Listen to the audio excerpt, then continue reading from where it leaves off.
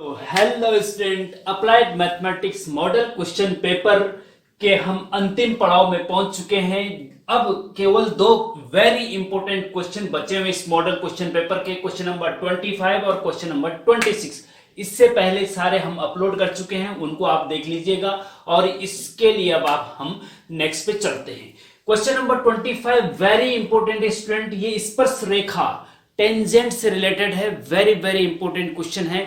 इसको मैं बहुत अच्छी तरीके से आपको बताने वाला हूं, जिससे कि आपके बहुत अच्छे से समझ में आ जाए। और फिर आपसे मैं रिक्वेस्ट करूंगा कि इससे रिलेटेड मिलते जुलते क्वेश्चन 4-5 क्वेश्चन कम से कम की आपको प्रैक्टिस करनी है, तो 100% एग्जाम में आपका क्वेश्चन सही होगा। लेकिन उससे पहले, इस लेक्चर शुरू करने से पहले, हम आपके लिए एक मोटिवेशन के लिए एक शेयर पढ़ना चाहते हैं। जरा वाह वाह कर दीजिए।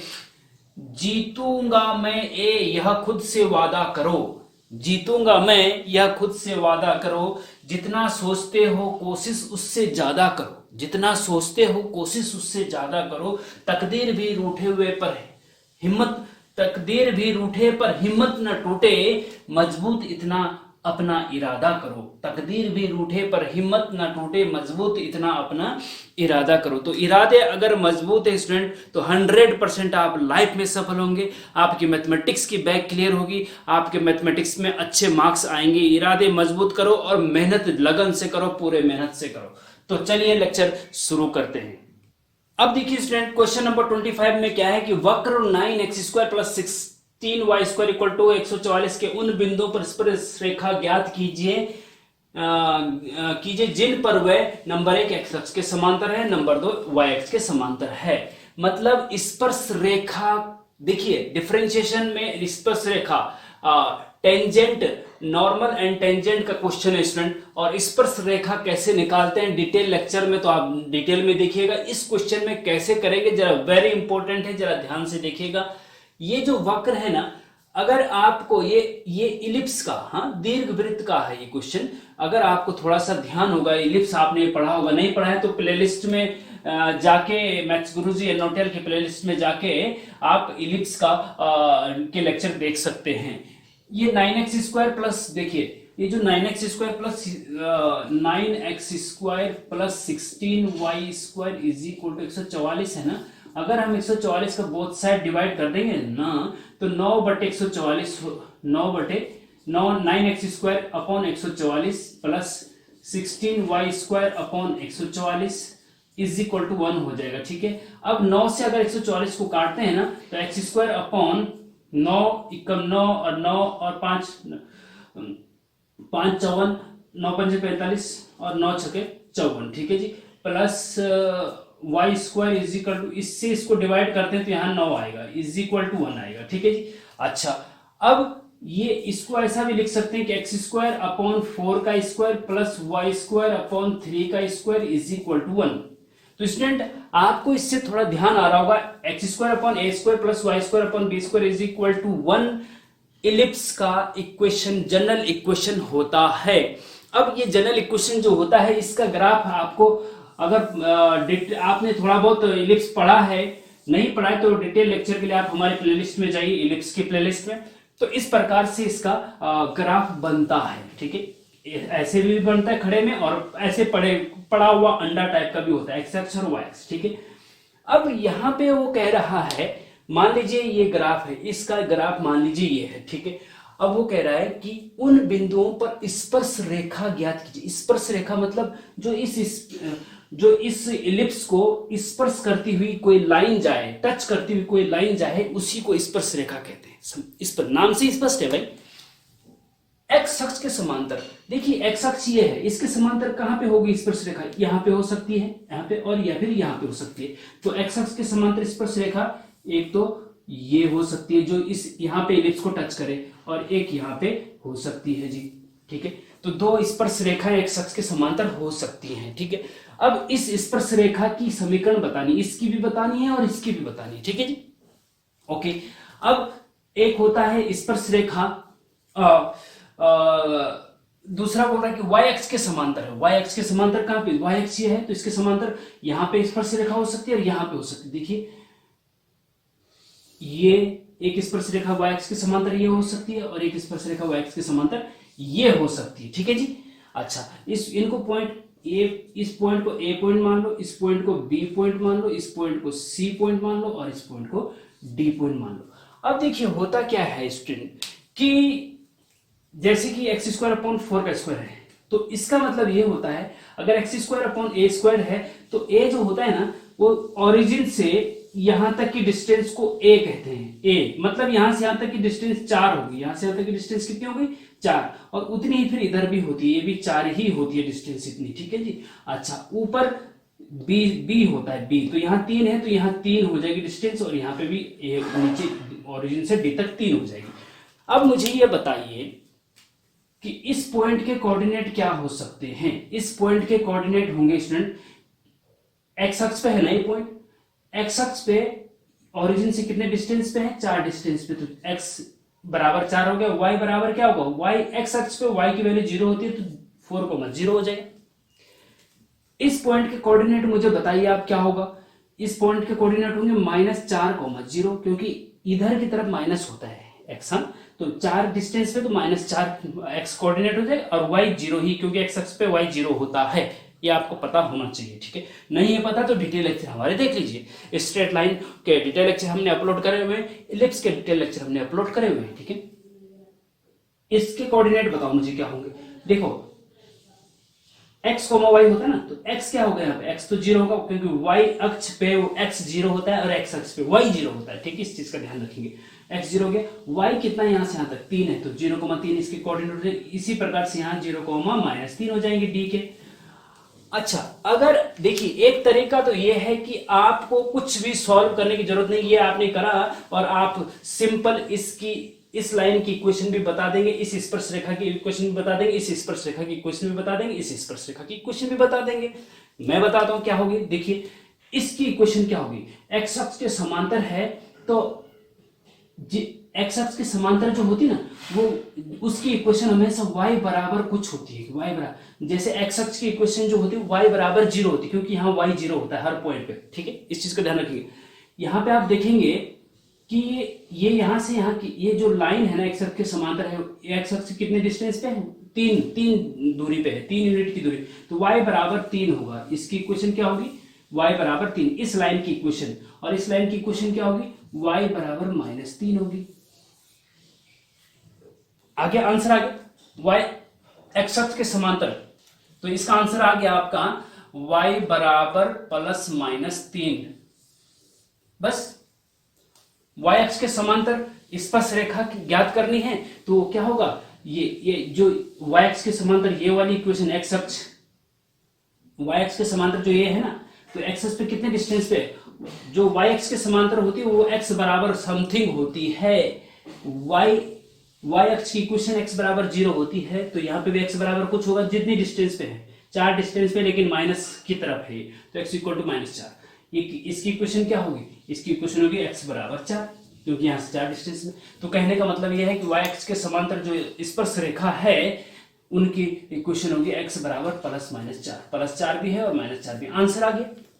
तो इस प्रकार से अगर देखें graphical, as a engineering students आपके लिए ज्यादा इंपॉर्टेंट स्टूडेंट कि आपको ग्राफिकल नॉलेज होना बहुत जरूरी है। अगर ग्राफिकल हिसाब से देखा जाए तो आप इसका आंसर इस प्रकार से निकाल सकते हैं, और यह आंसर आ गया। लेकिन अब बात आती है ट्रेडिशनल मेथड। ट्रेडिशनल मेथड से कैसे होगा, देखिएगा। ट्रेडिशनल मेथड से हम एक्स अक्ष के समांतर स्पर्श रेखा की इक्वेशन कैसे निकालेंगे और वाई अक्ष के समांतर स्पर्श रेखा की इक्वेशन कैसे निकालेंगे। अब देखिए स्टूडेंट ट्रेडिशनल मेथड से कैसे निकाल, देखिए ये इंग्लिश मीडियम स्टूडेंट है तो आप जरा समझ लीजिए, स्पर्श रेखा का मतलब होता है टेंजेंट।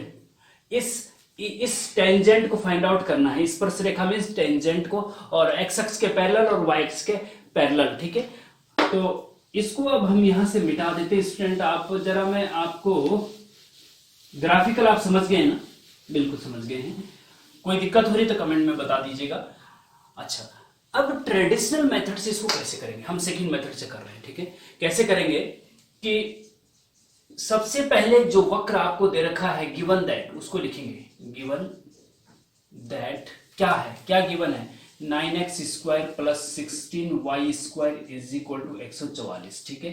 अब इसका डिफरेंशिएशन कर देंगे, differentiation with respect to x, तो 9x² का डिफरेंशिएशन क्या होता है, 2 आगे आ जाता है ना, 9 दूना 18 हो जाएगा, 18x बचेगा, ठीक है जी, प्लस यहाँ y आगे 2 आगे आ जाएगा, तो ये हो जाएगा 16 दूना 32y इंटू फिर y का x के सापेक्ष जो होता है वो dy/dx होता है। डिफरेंशिएशन में आपको पता होना चाहिए, ठीक है जी। और कांस्टेंट का डिफरेंशिएशन 0 होता है, ये तो पता ही आपको, ठीक है।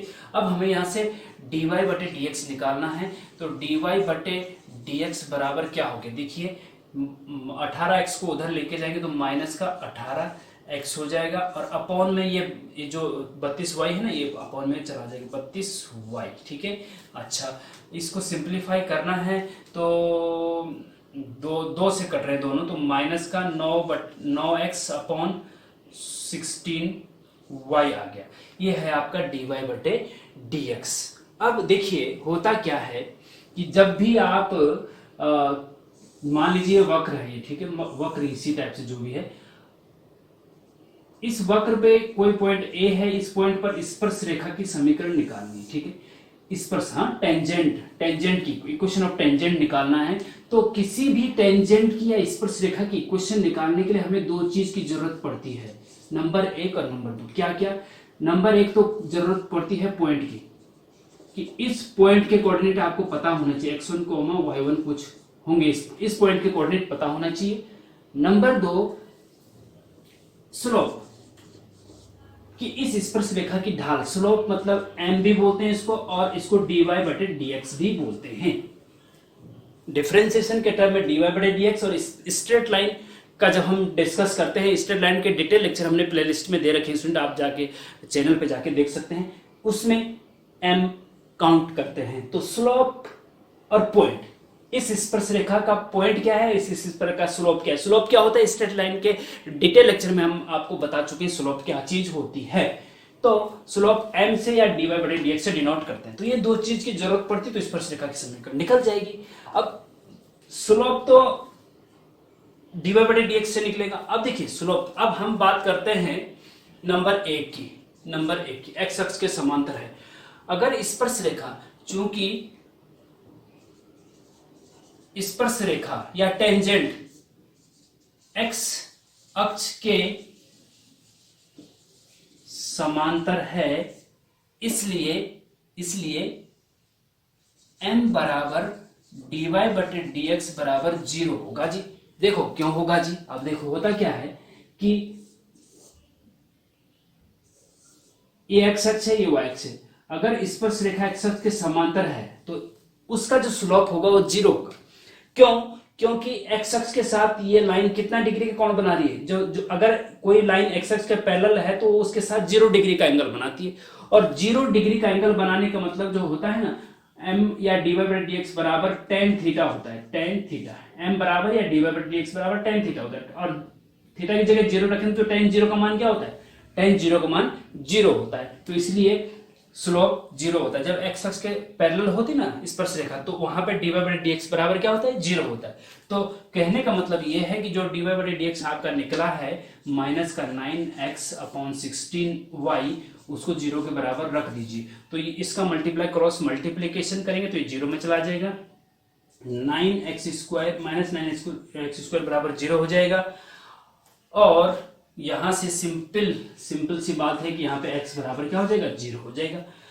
x बराबर यहाँ 0 आया है। अब इसको इक्वेशन 1 मान लो, और x की वैल्यू इक्वेशन 1 में रखें, क्योंकि भाई ये पॉइंट, इसका x कोऑर्डिनेट आ गया, हाँ, या इसका x कोऑर्डिनेट आ गया, या इसका x कोऑर्डिनेट आ चुका है, y कोऑर्डिनेट क्या हो, क्योंकि ये जो पॉइंट है ये इस इलिप्स पे है, इस वक्र पे है, तो x की वैल्यू यहां रखेंगे तो y की वैल्यू भी आ जाएगी, तो हमें पॉइंट मिल जाएगा x1 y1, ध्यान दीजिएगा, ठीक है।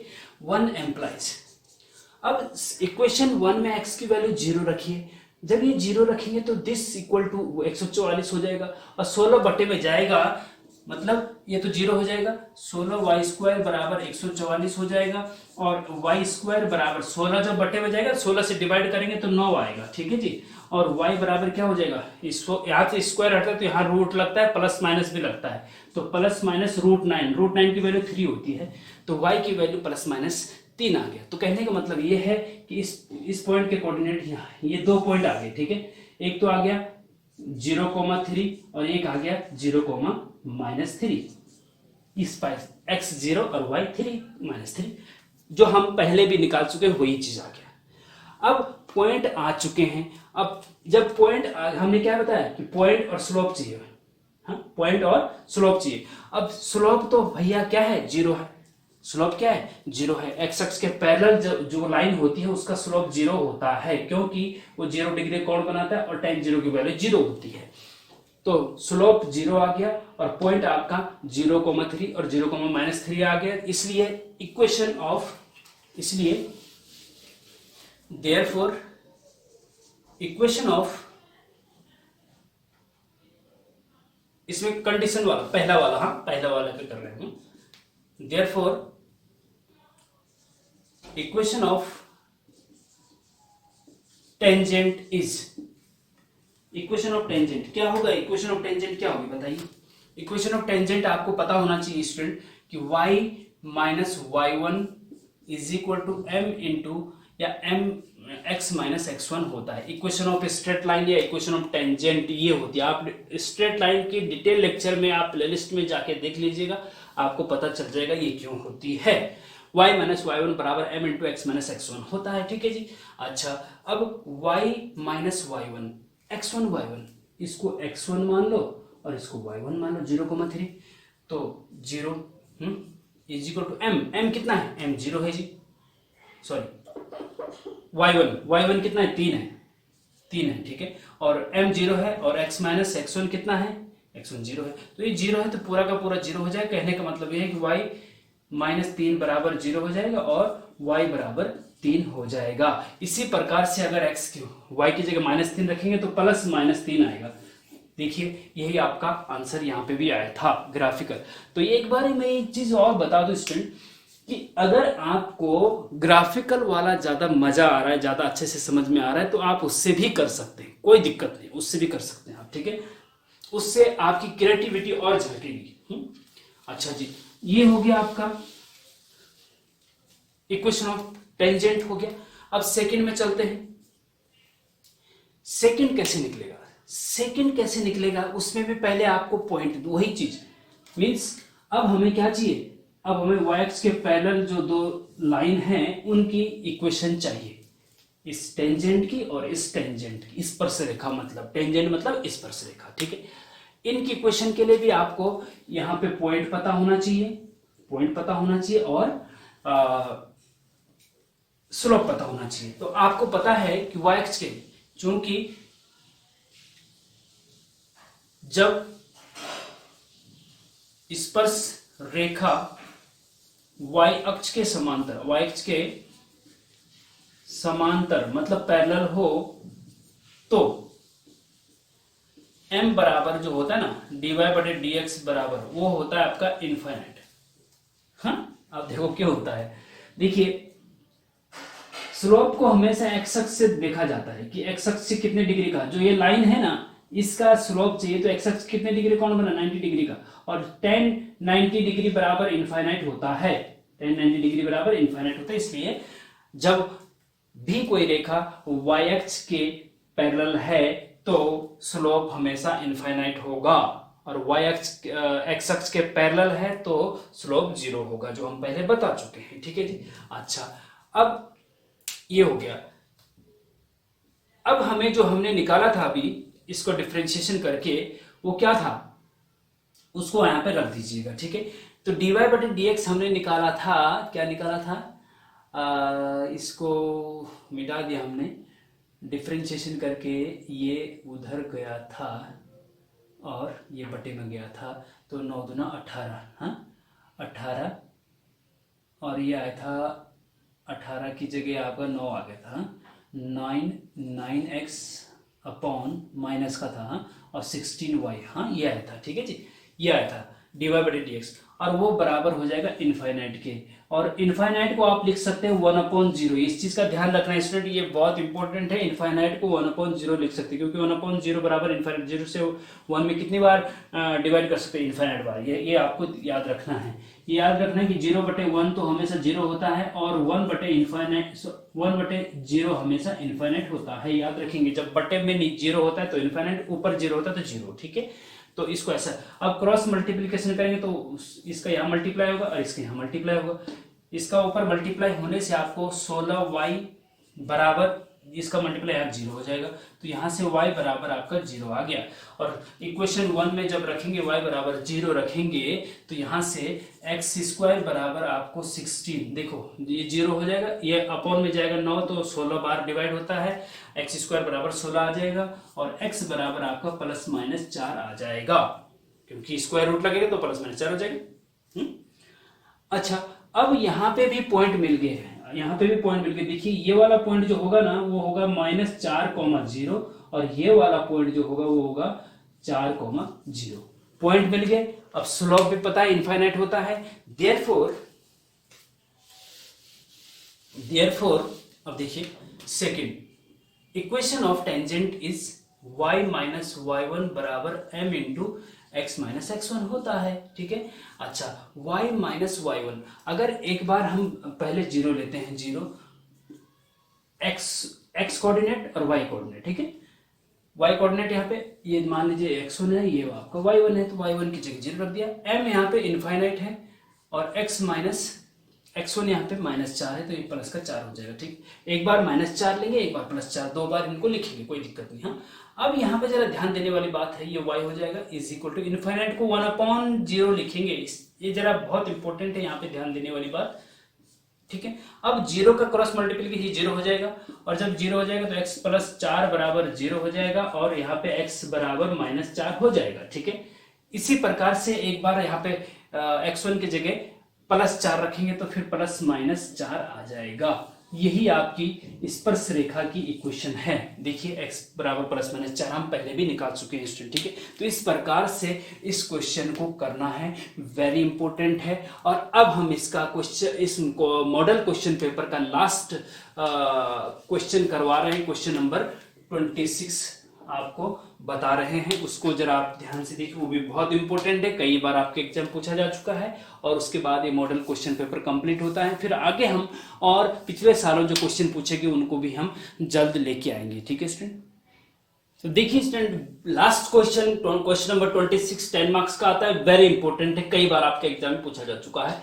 फलन f(x) = sin x का x के सापेक्ष अवकल गुणांक अवकलन के प्रथम सिद्धांत से ज्ञात कीजिए। वेरी इंपॉर्टेंट, इंग्लिश वाले सुन लीजिए। Find the differential coefficient of f(x) = sin x with the help of first principle of differentiation. Differentiation के फर्स्ट प्रिंसिपल से इसका अवकल गुणांक या डिफरेंशियल कोएफिशिएंट फाइंड आउट करना है। अगर प्रथम सिद्धांत से ना बोला जाता तो आप सिंपल बोलते कि sin x का डिफरेंशिएशन cos x होता है। जी, sin x का डिफरेंशिएशन क्या होता है? अगर f(x) बराबर sin x है तो f'(x) मतलब डिफरेंशिएशन, तो ये हो जाएगा आपका cos x, या फिर इसको ऐसा भी लिख सकते हैं f'(x) को d/dx और sin x। sin x का डिफरेंशिएशन आपको पता होना चाहिए कि cos x होता है। ठीक है, लेकिन इसको अवकलन के प्रथम सिद्धांत से निकालना है, यही आंसर आना चाहिए। ठीक है, इसके बाद हम आपको बताएंगे स्टूडेंट, इसके बाद हम आपको ये बताएंगे कि ये अभी तो f(x) = sin x दे रखा है। इसको करने के बाद आपको जो होमवर्क हम देंगे वो ये है कि f(x) = e⁻x का डिफरेंशिएशन फर्स्ट प्रिंसिपल से फाइंड आउट कीजिए। ठीक है, नंबर 1 ये करना है आपको, और कमेंट में मुझे बताना है। पहले इसको आप समझ लीजिएगा बहुत अच्छे तरीके से, जब हम अभी बताएंगे उसके बाद ये क्वेश्चन करके आपको हमें कमेंट में बताना है। एक है f(x) = log x का डिफरेंशिएशन अवकलन के प्रथम सिद्धांत से, और तीसरा है f(x) = tan x भी है, लेकिन tan x से पहले हम ज्यादा इंपोर्टेंट cos x है। cos x का सिंपल हम बात करें कि cos x का डिफरेंशिएशन -sin x होता है, लेकिन इसको अवकलन के प्रथम सिद्धांत से आपको प्रूफ करना है कि cos x का डिफरेंशिएशन माइनस साइन एक्स होता है, और log x का सिंपल तो 1/x होता है, लेकिन इससे करना है आपको, और इसका भी e की पावर x का e की पावर x होता है। तो इन तीनों का आपको ये होमवर्क मैंने आपको दिया हुआ है, लेकिन पहले इसको समझ लीजिए। तो उम्मीद करता हूं फिर ये भी आप आसानी से फिर कर सकेंगे। तो ये कैसे करना है देखिए स्टूडेंट, कि इसको करने का तरीका देखिए। हाँ, सबसे पहले जो फंक्शन आपको दिया हुआ है, क्या दिया है, ये दिया है F X is equal to दे रखा है साइन एक्स, ठीक है। जब एफ एक्स साइन एक्स है तो एफ एक्स प्लस एच बराबर क्या होगा, एच अभी घबराइए नहीं, आप समझिए पहले। हाँ, जब एफ एक्स बराबर साइन एक्स है तो एफ एक्स प्लस एच बराबर क्या होगा, ध्यान दीजिए, वेरी इंपॉर्टेंट है। एक्स की जगह पे एक्स है, तो जब x की जगह पे हमने फंक्शन में x प्लस एच रख दिया, लेफ्ट हैंड साइड में हमने x की जगह पे x प्लस एच रख दिया, तो राइट हैंड साइड में भी x की जगह पे x प्लस एच रख देंगे। तो जब एफ एक्स बराबर साइन एक्स है तो एफ एक्स प्लस एच बराबर हो जाएगा साइन एक्स प्लस एच। बस x की जगह पे x प्लस एच रख दिया, क्योंकि हमने x की जगह पे x प्लस एच, यहाँ पे x की जगह x प्लस एच। तो जब एफ एक्स बराबर साइन एक्स होता है तो एफ एक्स प्लस एच बराबर साइन एक्स प्लस एच होगा, या फिर कुछ और भी बोल सकते हैं। एफ वाई बराबर क्या होगा, एफ वाई बराबर साइन वाई हो जाएगा, एफ थीटा बराबर साइन थीटा हो जाएगा। जब यहाँ थीटा यहाँ पे थीटा, तो यहाँ एक्स प्लस एच तो यहाँ पे एक्स प्लस एच, ठीक है। ये क्यों किया देखिएगा। हाँ, नाउ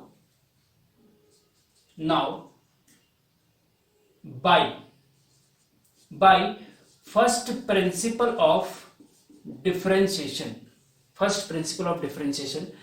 एफ डैश एक्स बराबर, देखो एफ एक्स का हमें डिफरेंशिएशन ज्ञात करना है ना, एफ डिफरेंशिएशन मतलब एफ डैश एक्स होता है, इसको डी वाई बटे डी एक्स भी बोलते हैं और एफ डैश एक्स भी बोलते हैं। तो कहने का मतलब ये है कि एफ एक्स आपको दिया हुआ तो हमें एफ डैश एक्स निकालना है, और by the first principle of differentiation F dash X बराबर होता है लिमिट, ध्यान दीजिए, limit H tends to 0 bracket में F X plus H minus F X और अपॉन एच। ये फॉर्मूला याद रखना है, फर्स्ट प्रिंसिपल का ये फॉर्मूला है, फर्स्ट प्रिंसिपल से डिफरेंशिएशन निकालने का ये फॉर्मूला है, ठीक है जी।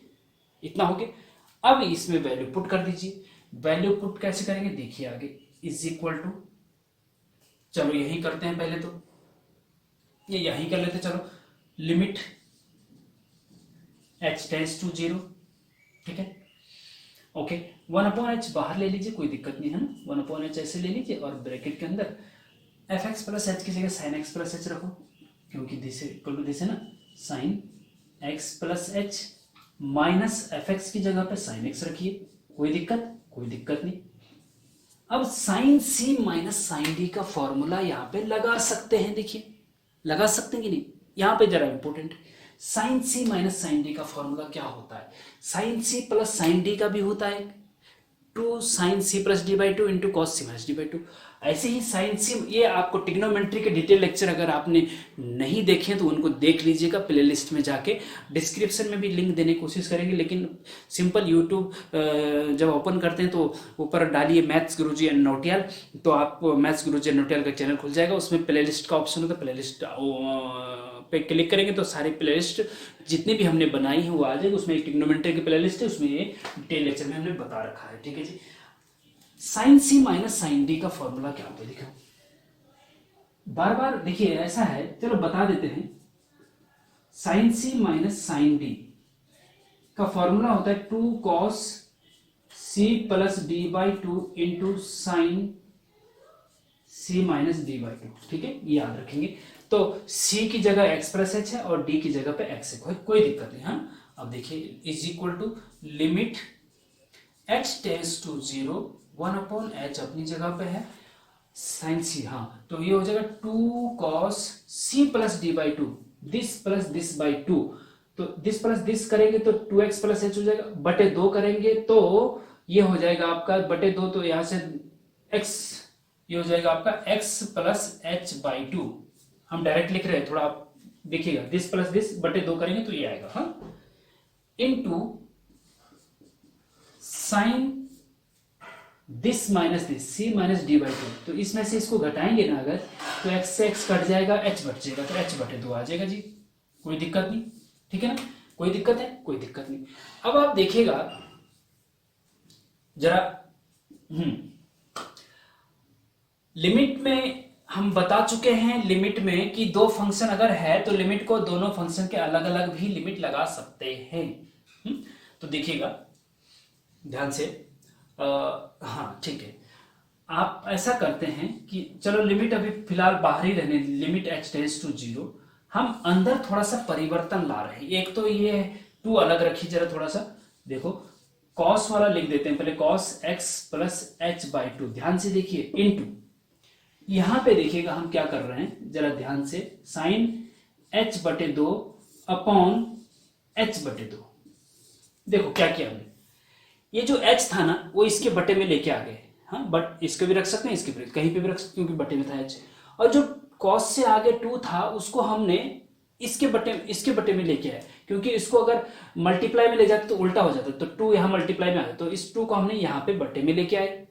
ठीक है, जरा ध्यान से देखिए क्यों लाए, जरा आगे बताएंगे हम, क्योंकि साइन के साथ जो एंगल था वो h/2 है, तो जो साइन का एंगल होता है वही अगर नीचे भी होता है तो उसमें एक प्रॉपर्टी लगती है स्टूडेंट की, limit x tends to 0 sine x upon x is equal to 1 होता है। ये तब होता है जब जो एंगल यहाँ पे है x वही यहाँ पे भी होना चाहिए और x टेंड्स टू 0 होना चाहिए। ठीक है जी, यहाँ पे h/2 है तो यहाँ पे भी h/2 होना चाहिए और लिमिट h टेंड्स टू 0 होना चाहिए।